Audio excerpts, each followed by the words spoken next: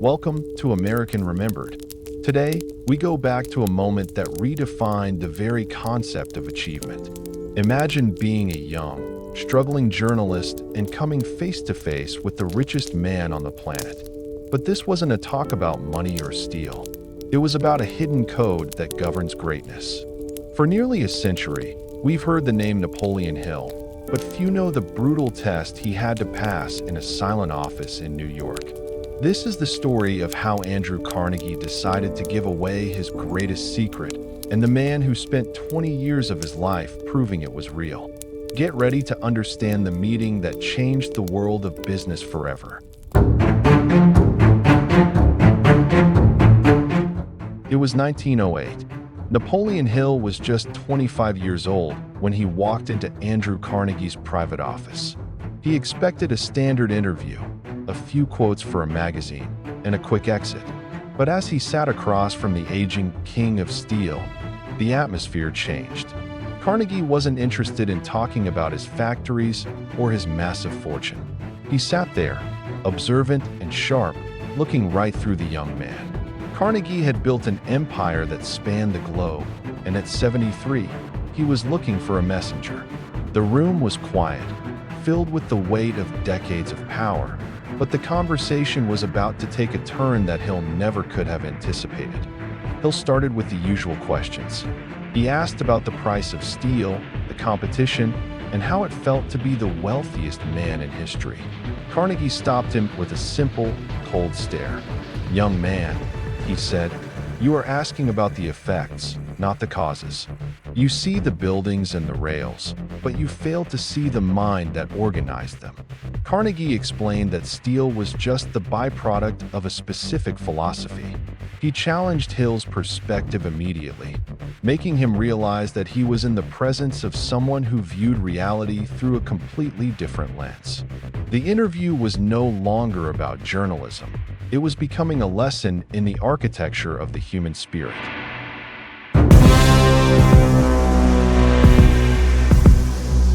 You see, the mastermind. Carnegie leaned in, his voice dropping to a serious tone. He introduced the concept of the mastermind. He told Hill that no man ever achieves great success alone. It was the coordination of knowledge and effort in a spirit of harmony between two or more people for the attainment of a definite purpose. "I don't know how to make steel better than my managers," Carnegie admitted, "but I know how to bring their minds together into one unstoppable force." Hill scribbled notes furiously. Thank you, sir.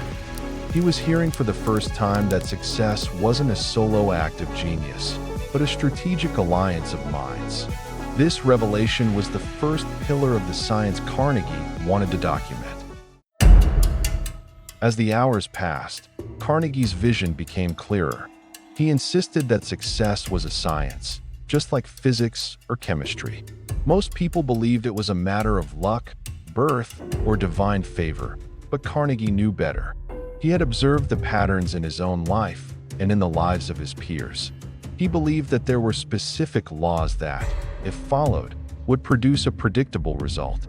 The tragedy, Carnegie said, is that this knowledge dies with every generation because it hasn't been codified.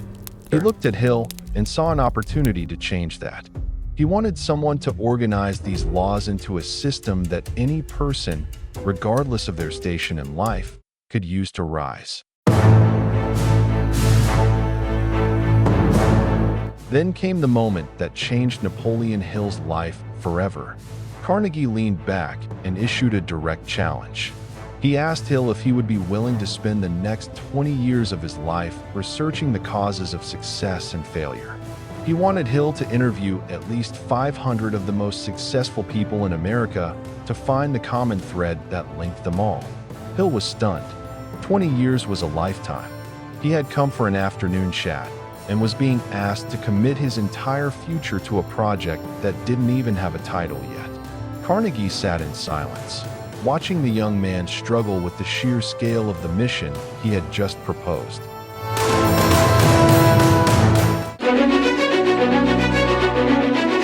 But there was a catch, a massive one. Carnegie made it clear that he would not pay Hill a single cent for his work. He He would provide the introductions and the credibility, but Hill would have to support himself while doing the research. Carnegie's logic was harsh but profound. If he paid Hill, the young man would be working for a salary. If he didn't, Hill would be forced to apply the very principles he was researching just to survive. You must prove that the philosophy works by using it on yourself first, Carnegie explained. This was the ultimate test of character. Carnegie wanted a partner who was motivated by the value of the knowledge, not the security of a paycheck. Hill looked at the old man, trying to grasp the value of what was being offered. Carnegie explained that his letters of introduction were more valuable than any bank account. They would open the doors to the most powerful rooms in the country. Hill would have access to minds like Henry Ford, Thomas Edison, and John D. Rockefeller, men who normally wouldn't give a journalist the time of day.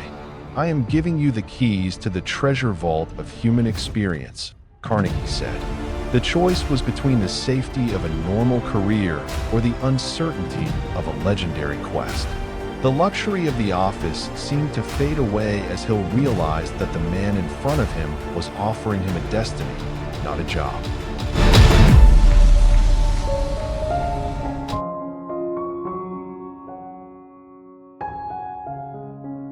For a few moments, Hill was lost in thought. He looked toward the colossal window, watching the vibrant city pulse below. He saw the elegant carriages, the well-dressed crowds, and the chaotic energy of New York in 1908. He thought about the immense risk, the long years of labor without pay, and the haunting possibility of failure. Could he really endure 2 decades of uncertainty while life in the city moved on? Carnegie didn't interrupt. He knew that the ability to make a quick and firm decision was one of the primary traits of every leader he had ever met.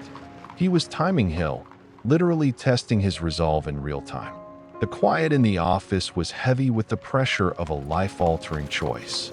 Hill felt the eyes of the billionaire on him, judging whether he had the stuff to become the guardian of this new science. Hill turned back to Carnegie, his face set with a new kind of determination. The doubt was gone. He realized that this was a once-in-a-thousand-years opportunity to learn from the giants of the world.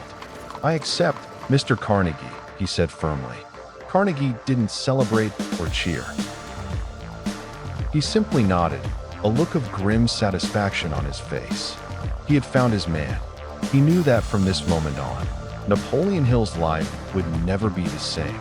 The contract was signed not with ink, but with a verbal pledge between a titan and a student. Hill had just agreed to become the bridge between the secrets of the Gilded Age and the generations of the future.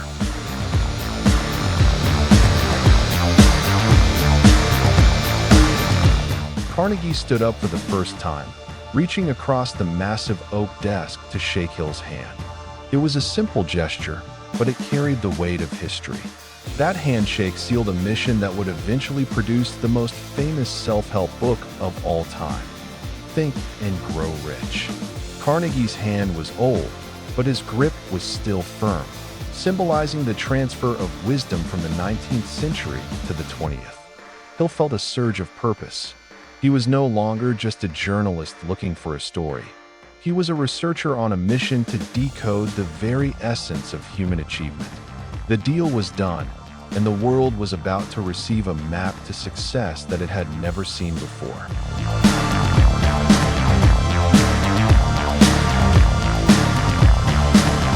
As Hill left the private office, the reality of Carnegie's power was visible in a different form. He walked through a grand, long hallway lined with massive oil paintings of the steel mills in Pittsburgh and Gary. These frames depicted rivers of molten iron flowing like lava through giant factories, a testament to what a single mind could achieve when combined with a definite purpose. This industrial fire, captured on canvas, was the physical manifestation of the mental laws Carnegie had just shared in the quiet of his study.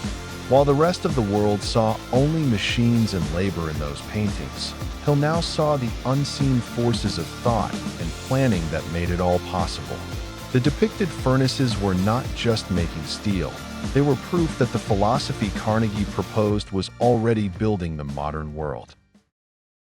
Carnegie didn't just want to build libraries. He wanted to build people. He understood that wealth is temporary, but knowledge is eternal. By choosing Hill, he ensured that the strategies used by the men who built America would be available to anyone with the ambition to read them. Think about it. The principles you use in your business or your life today likely trace back to this very room in 1908. Carnegie was the architect, but Hill was the builder of the philosophy. They proved that success isn't a mystery, it's a system. And that system is still as powerful today as it was at the height of the Industrial Revolution.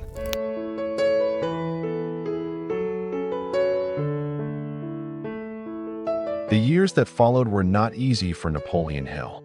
He was no longer the polished young man who entered Carnegie's office. We see him now in his middle age, his hair graying at the temples, his face lined with the stress of his massive undertaking. He lived in simple rooms, far from the luxury he had witnessed in New York. He spent thousands of hours analyzing data, comparing the lives of the rich and the poor, the successful and the failed. He was applying the no-salary rule every day, struggling to make ends meet while refusing to give up on the mission. His eyes, once hungry for a story, were now burning with the light of a man who was close to uncovering the truth.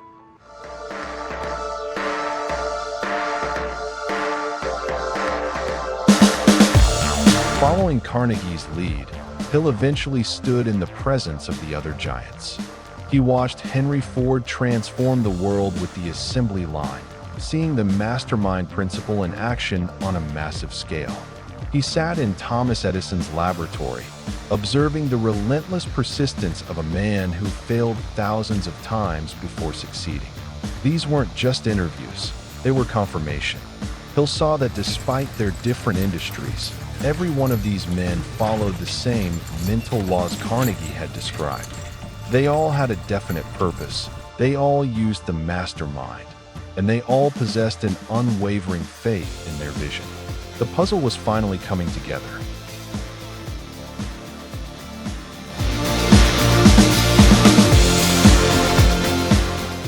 We return one last time to that office in 1908. Carnegie hands Hill a letter, the first of many. Do not look for success, Carnegie reminds him. Look for the philosophy, and success will find you.